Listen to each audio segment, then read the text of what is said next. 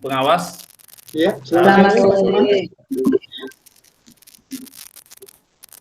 Pada hari ini kita akan kembali ke pembelajaran seperti yang sudah kita lakukan sebelumnya.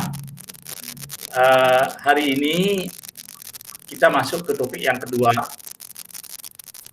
Yang sebelumnya Bapak Ibu sudah pelajari tentang topik yang nomor 1 tentang kurikulum. Di sana ada komponen-komponen penyusunan kurikulum. Pada hari ini saya bertugas untuk menyampaikan atau mendiskusikan sama Bapak dan Ibu materi yang berhubungan dengan prinsip pengembangan kurikulum operasional di satuan pendidikan. Nah, sebelum kita mulai melakukan pembelajaran ini, langkah baiknya saya menyampaikan kronologi kegiatan yang harus kita tempuh selanjutnya. Yang pertama, 1-2 menit pertama kita mulai dengan pendahuluan yaitu ice breaking. Kemudian yang kedua, 5 menit berikutnya saya ingin mengajak Bapak dan Ibu melakukan persepsi tentang materi yang kita akan pelajari.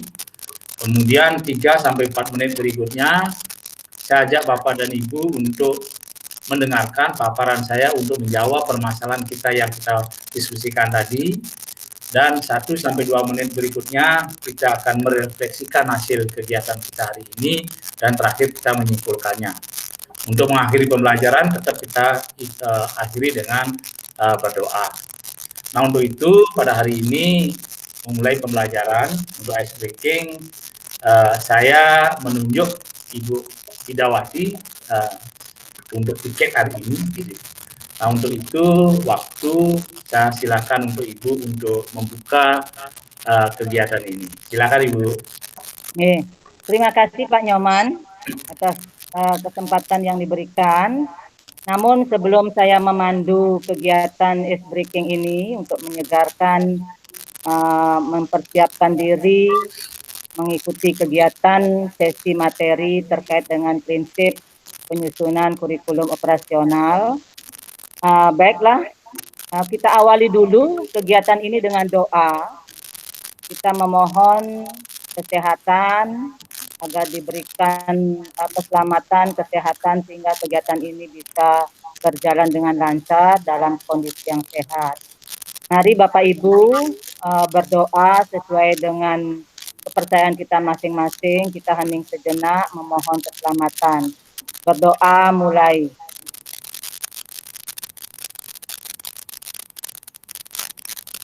Berdoa selesai.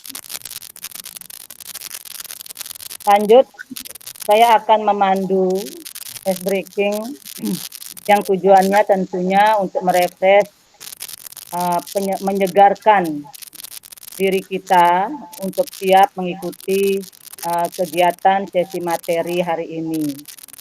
Jadi silakan Bapak Ibu, saya berikan contoh, ini ice breakingnya dalam bentuk lagu, kemudian diikuti juga dengan gerakan tangan, yang judulnya kompilasi angka.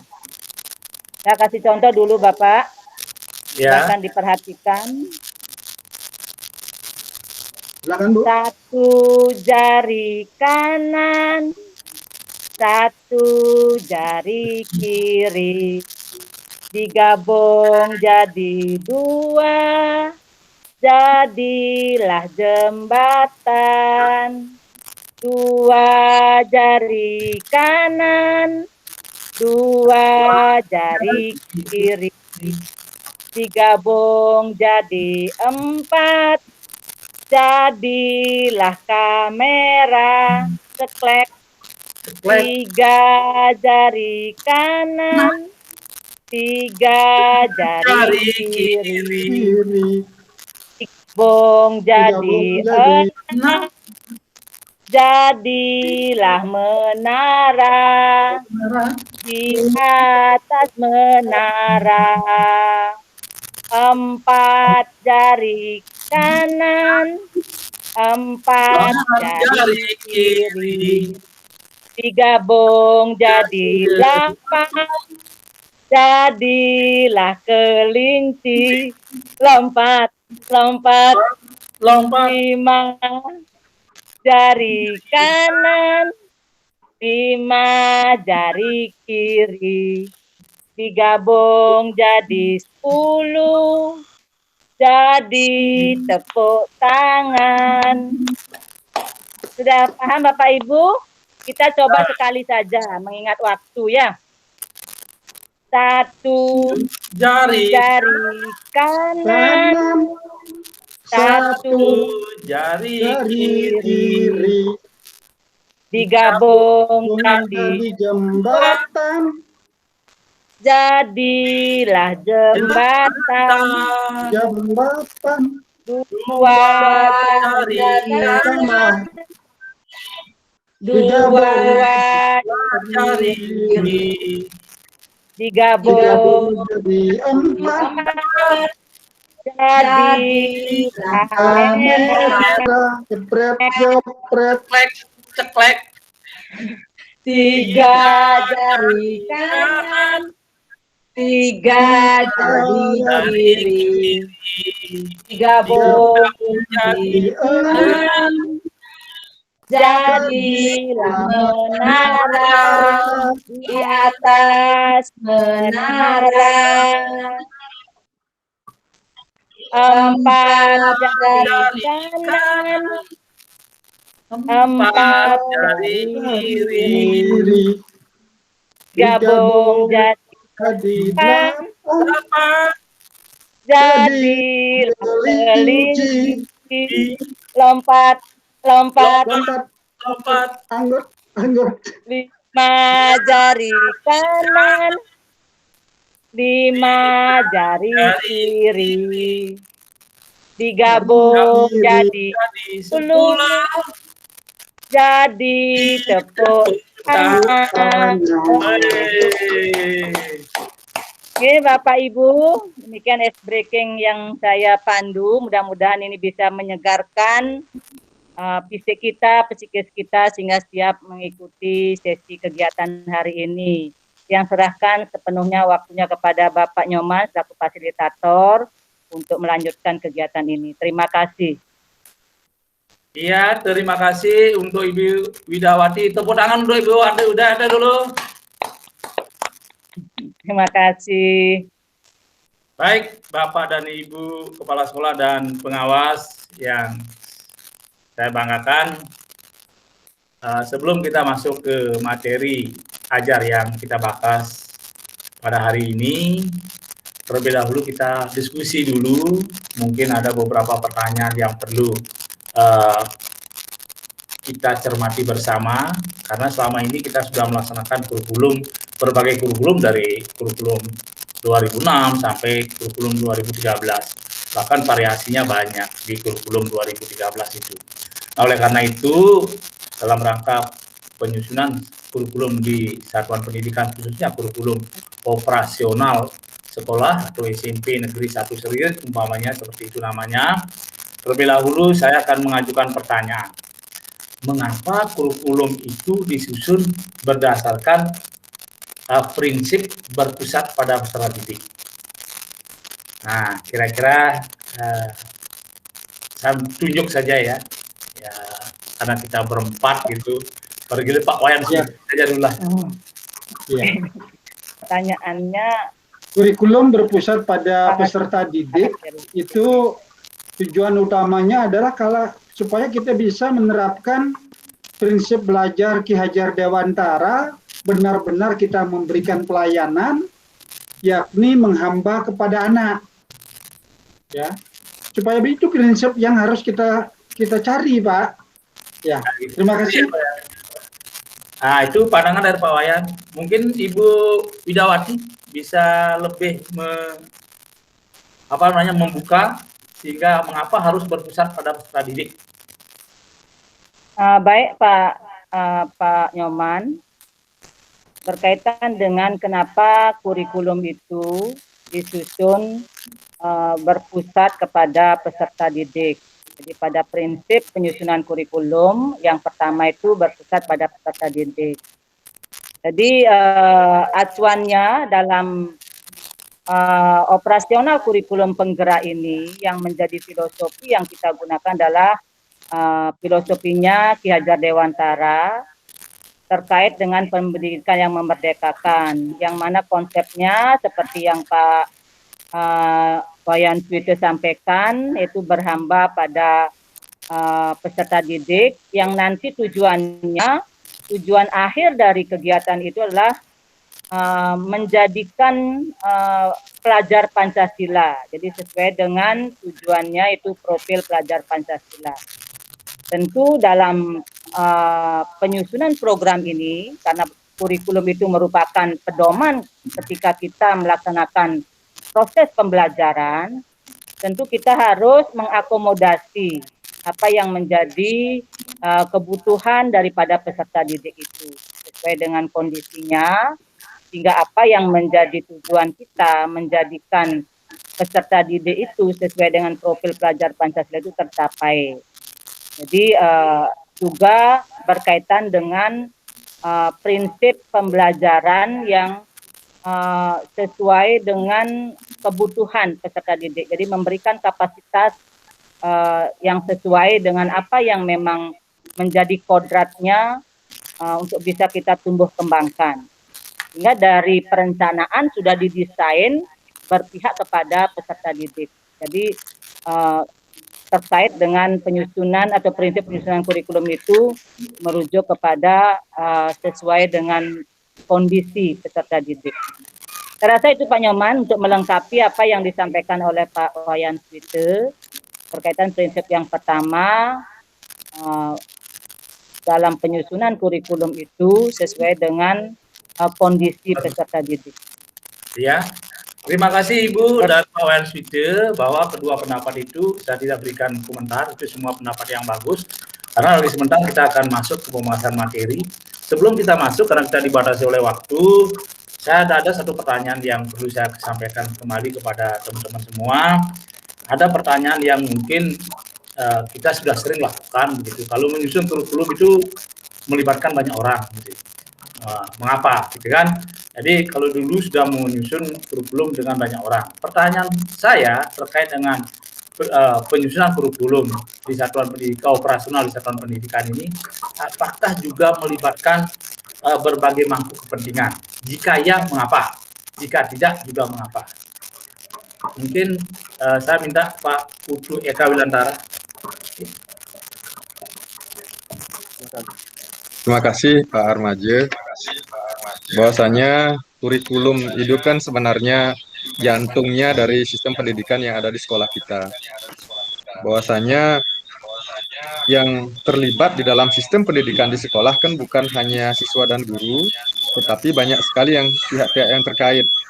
Ambil contoh misalnya ada pengawas di sana, ada komite, ada dewan pendidikan, yang sepantasnya lah mereka wajib dilibatkan dalam membangun kurikulum ini.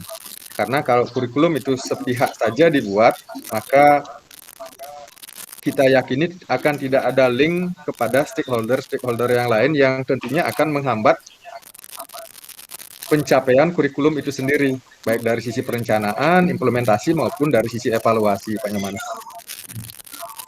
Oke, terima kasih, itu pandangan yang sangat bagus. Saya tidak lagi lempar kepada peserta lain. Untuk itu pada hari ini saya akan ingin menyampaikan materi atau kita bahas bersama. Nah, untuk itu saya akan menyampaikan materi. Silakan saya akan unggah materinya.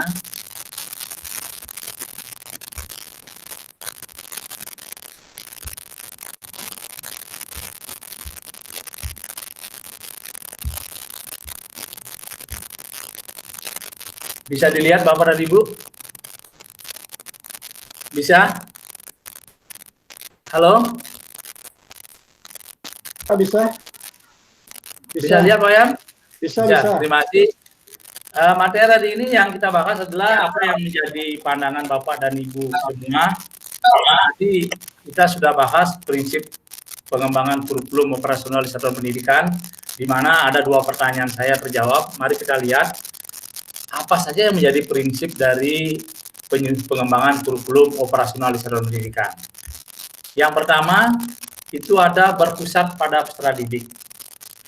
Kurikulum itu harus berpusat pada peserta didik. Mengapa? Karena pembelajaran harus memenuhi potensi, kebutuhan perkembangan, dan tahap belajar, serta kepentingan peserta didik. Profil pelajar Pancasila selalu menjadi rujukan pada semua tahapan dalam penyusunan kurikulum operasional sekolah. Jadi saya garis bawahi bahwa dalam rangka penyusun kurikulum operasional sekolah ini harus berpedoman atau merujuk pada tahapan dalam penyusunan kurikulum dalam profil Pancasila. Kemudian kurikulum itu harus memiliki prinsip kontekstual yang kedua, yaitu menunjukkan kekhasan dan sesuai dengan karakteristik satuan pendidikan, konteks sosial budaya dan lingkungan, serta dunia kerja dan industri. Nah ini kalau di SMK ini yang dunia kerja dan industri ini yang paling banyak ditekankan. Kalau di tingkat sekolah umum, SMA dan khususnya di SMP ini nyampe di lingkungan saja. Namun kalau memungkinkan juga bisa masuk ke dunia kerja, kalaupun SMP belum siap kerja, tapi paling tidak kurikulum itu juga berhubungan dengan dunia kerja. Berikutnya, prinsip yang ketiga itu adalah esensial. Maksudnya, semua unsur informasi penting dan utama dibutuhkan oleh para pemegang kepentingan tentang kurikulum yang digunakan di satuan pendidikan dapat diperoleh di dokumen tersebut. Jadi dokumen itu harus lengkap. Bahasanya lugas dan mudah dipahami, tidak mengulang naskah atau kutipan yang sudah ada di naskah lain. Dokumen tidak perlu memuat kembali misalnya lampiran Kemendikbud dan seterusnya. Artinya kurikulum ini sifatnya esensial, penting, dan mencantumkan hal-hal yang penting saja. Yang sangat penting di sana, dan tidak boleh ada misalnya dasar hukum yang sudah kita ketahui bersama, tidak usah dimasukkan di dalamnya. Ini maksudnya. Kemudian selanjutnya, kurikulum itu prinsip pengembangan kurikulum yang keempat itu adalah akuntabel. Akuntabel artinya dapat dipertanggungjawabkan karena berbasis data dan aktual. Itu maksudnya. Sedangkan yang kelima, ini pertanyaan saya yang kedua, melibatkan berbagai pemangku kepentingan. Pengembangan kurikulum satuan pendidikan melibatkan komite satuan pendidikan dan berbagai pemangku kepentingan, antara lain orang tua, organisasi, berbagai sentra, serta industri dan dunia kerja, khususnya untuk SMK, di bawah koordinasi dan supervisi Dinas Pendidikan atau kantor kementerian yang menyelenggarakan urusan pemerintahan di bidang agama sesuai dengan kewenangannya. Jadi kita libatkan banyak, bukan berarti banyaknya itu semua orang harus masuk, tetapi paling tidak ada perwakilannya. Misalnya komite itu diwakili oleh beberapa orang, pengurus komite misalnya. Kemudian orang tua siswa dari jumlah murid 1000, tidak mungkin kita masukkan 1000, tapi kita harus membuat perwakilan-perwakilan yang kita tentukan berdasarkan kriteria yang kita butuhkan. Demikianlah materi yang kita bahas hari ini. Jadi ada 5 prinsip di dalam pengembangan kurikulum operasional di satuan pendidikan. Dan selanjutnya saya kembalikan ke tadi kepada Bapak dan Ibu tentang materi yang kita bahas. Apakah jawaban pertanyaan yang pertama dan kedua itu menurut pandangan Bapak dan Ibu benar atau salah? Dengan saya memberikan paparan materi seperti ini, Bapak Ibulah yang tahu. Jadi saya tidak berani mengatakan bahwa ini salah dan benar. Sekarang saya kembalikan kepada Bapak dan Ibu. Demikian paparan materi saya. Selanjutnya, sebelum kita akhiri kegiatan ini karena terbentur dengan waktu, saya ingin mengajak pada Bapak dan Ibu, ada nggak pertanyaan yang perlu Bapak Ibu sampaikan kepada kita?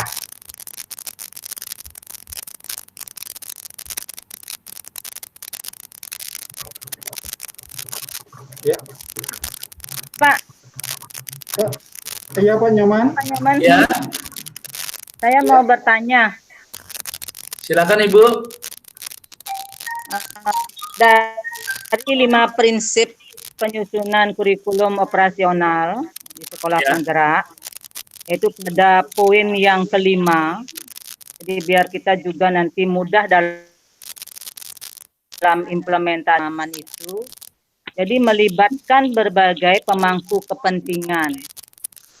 Jadi ada orang tua, kemudian ada tokoh masyarakat yang terkait dengan dunia industri, dengan dunia kerja. Nah, apakah setiap proses dalam penyusunan itu terlibat keseluruhan dari komponen-komponen itu? Karena di kurikulum operasional itu kan ada tahap perencanaan, ada tahap implementasinya, jadi pelaksanaan daripada pembelajaran, ada tahap evaluasinya dan tindak lanjut. Apakah setiap tahapan dari proses itu melibatkan berbagai pemangku kepentingan, Pak Nyoman? Ya, terima kasih pertanyaan yang Jadi mohon pencerahannya. Pertanyaannya, kalau kita hubungan dengan pembahasan prinsip pengembangan kurikulum operasional di hari ini keluar, ya. Artinya pertanyaan sangat luas, gitu, sehingga tidak mengacu kepada pertanyaan pembahasan yang kita laksanakan pada hari ini. Nah, untuk itu ini adalah suatu pertanyaan yang mengundang kita untuk lebih belajar lebih jauh, kan begitu jadinya, Ibu, ya. Nah, untuk itu saya mohon juga bantuan pada teman-teman, mungkin teman-teman juga punya pendapat tentang pertanyaan Ibu Widawati. Nah, mungkin Pak Wayan dulu bisa memberikan komentar. Keterlibatan pemangku kepentingan dalam penyusunan kurikulum operasional sekolah itu mutlak. Cuman bentuk keterlibatannya itu tidak harus hadir. Artinya begini, libatkan orang tua. Apanya yang dilibatkan? Kan tidak 1000 orang tua. Perwakilan kira-kira orang tua yang punya pandangan bagus, yang punya visi ke depan, yang jadi dosen, yang jadi guru, yang berpengaruh, itu yang kita ambil sebagai perwakilan. Tuh. Jadi keterlibatan beliau-beliau itu, pemangku kepentingan itu, kalau jumlahnya banyak, itu tidak seluruhnya.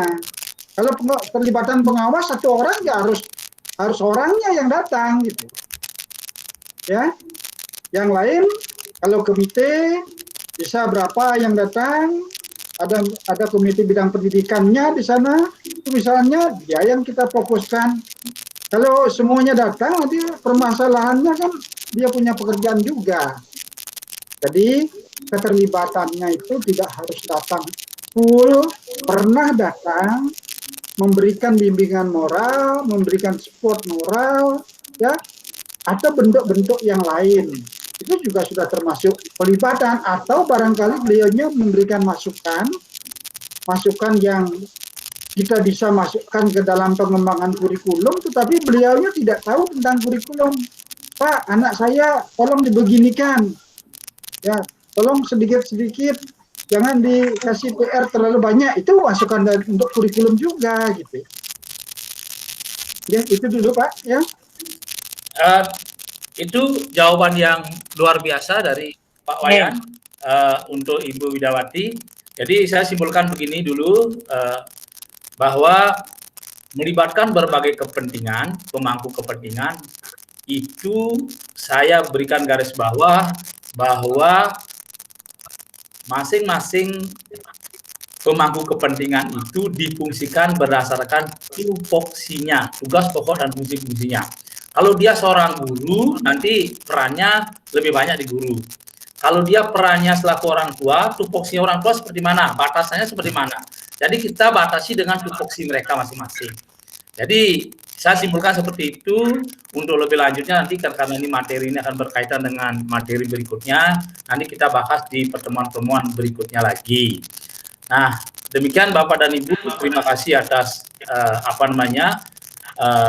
diskusinya pada hari ini. Karena ini masalah waktunya sudah melebihi dari yang kita canangkan pada hari ini. Untuk itu, sebelum kita simpulkan, saya minta bantuan dari Pak Putu Eka untuk membuat kesimpulan prinsip pengembangan kurikulum. Silakan Pak Putu Eka.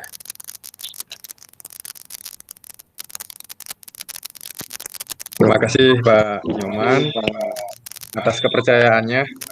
Jadi dari hasil pertemuan ini kita dapat simpulkan bahwa prinsip pengembangan kurikulum operasional itu memang harus sangat diperhatikan di dalam penyusunan kurikulum. Karena komponen-komponen dalam prinsip-prinsip tersebut adalah terkait nanti kepada kesempurnaan daripada kurikulum yang akan kita susun.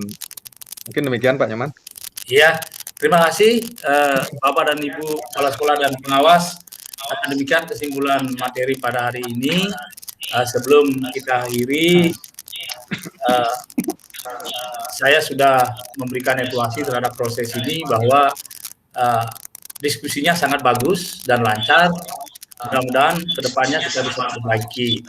Nah, sebelum kita akhiri, saya serahkan juga kepada Ibu Widawati yang tadi membuka dan pada hari ini untuk mengakhiri kegiatan ini. Nah, saya persilakan untuk Ibu Widawati. Silakan. Baik, Bapak Ibu beserta jadi sesi materi terkait dengan prinsip-prinsip penyusunan kurikulum operasional di satuan pendidikan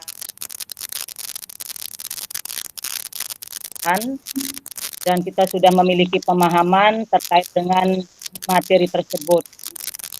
Mari kita akhiri kegiatan ini dengan doa. Mudah-mudahan apa yang kita dapatkan hari ini bisa kita implementasikan dan kita tetap dalam kondisi sehat dan diberikan kesehatan untuk besok kembali mengikuti kegiatan. Baik Bapak Ibu, kita hening sejenak, berdoa memohon keselamatan dan kesehatan. Berdoa mulai.